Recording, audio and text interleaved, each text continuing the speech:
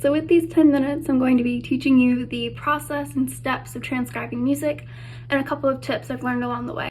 And as an example for this, I'm going to be using the song My Smile is Extinct by Kane Strang because the bass notes are really prevalent, so it'll make it easier to transcribe later. Okay, why transcribe music at all? That's what ultimate guitar is for, right? No. So the first thing is it really develops your ears the more you do it. You get a better grasp on chord qualities and intervals and stuff like that, and the more you practice, the better you are, which is always good for a musician. And then the second thing is it creates a better understanding of song form and harmonic content, which you can use in your own songwriting later. And then you can also build your repertoire this way, so you can be the cool kid around the campfire playing all of the bops, and your grandma will love you for being able to play Taylor Swift. It's just how it is. So the first step in any song you're transcribing is getting down the form. Is it a verse, chorus? Is it an ABA? Whatever the format is. And you also want to know how many measures are in each section, and also the instrumentation. This is the song form for My Smile is Extinct. I first went through the song and decided where the sections sounded like they changed to me, whether that be the lyrical content, the melody sounding like it changed, the chord progression sounding like it changed, or the general dynamics sounded like they changed. So a good thing about popular music and even most jazz is that they follow either 4, 8, or 16 bar phrases, so most things are going to be like that, unless there's some crazy odd meter or something being a little bit fancier. Just as an example of getting the finding out how many measures are in each section, you want to really listen for the downbeats. We're going to do the intro for this together. 1, 2, 3, 4, 2, 2, 3, 4, 3, 2, 3, 4, 4, 2, 3, 4, 6, 2, 3, 4, 6, 2, 3, 4, 7, 2, 3, 4, 8, 2, 3, 4. Okay, the second step in transcribing modal music is finding the key signature. This will help you figure out the chords that are going to happen later on and the melody, so you're only dealing with the scale rather than all 12 notes that can possibly happen. The way I do this is I play the track and I start with the order of sharps and order of flats to figure out which ones don't sound like they exist in the song. I start with F sharp and B flat because if there's not a B flat, it's not going to be a flat key. So then you only have C and all of the sharp keys. So it makes it a little bit easier. Also, when I do this, I do it when it's kind of in the full swing of the song, so more of the possible notes are going to happen. So let's try it with the example. So we'll start with B flat first. Definitely not in the song, so that knocks out all of our flat keys, and we'll try F sharp. Definitely in the song. Let's try C sharp. In it too, and let's try G sharp. So that's definitely not in it, so that knocks out all keys above D and all keys below D, so our key is D.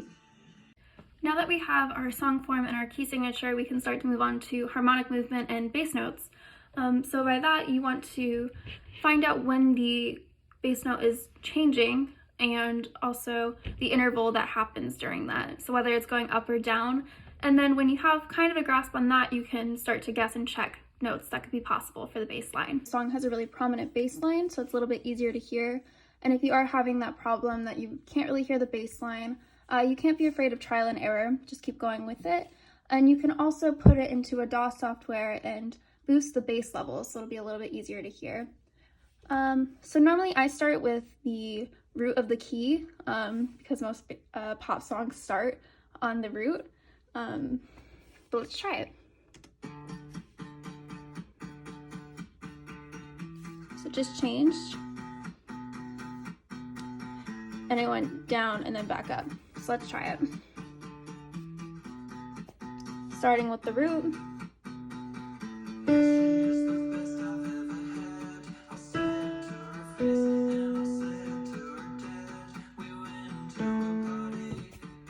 And it just repeats.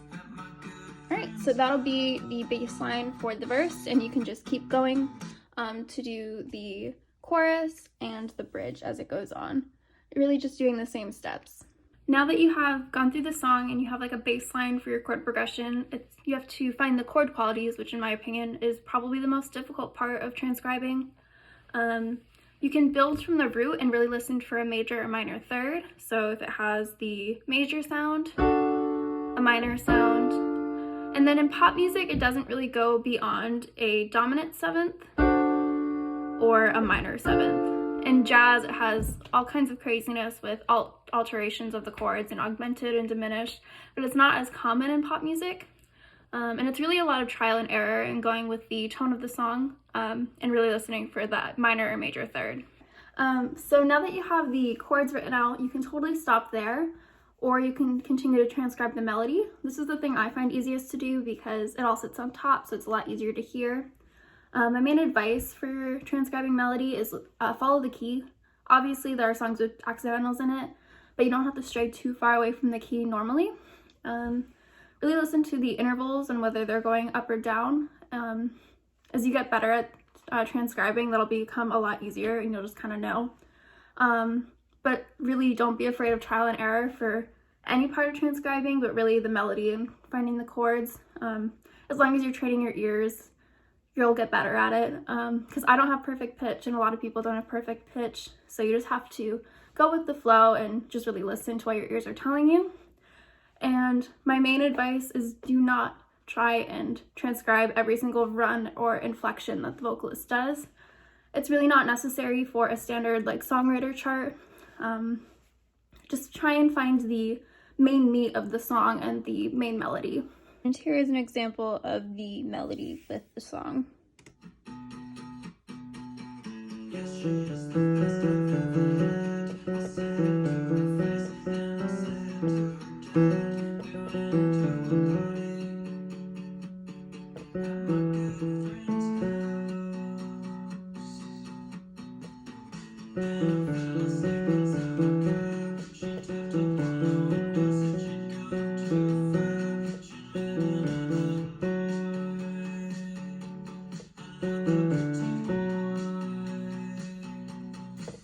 And there you have it. That's all of the steps for my process of transcribing music.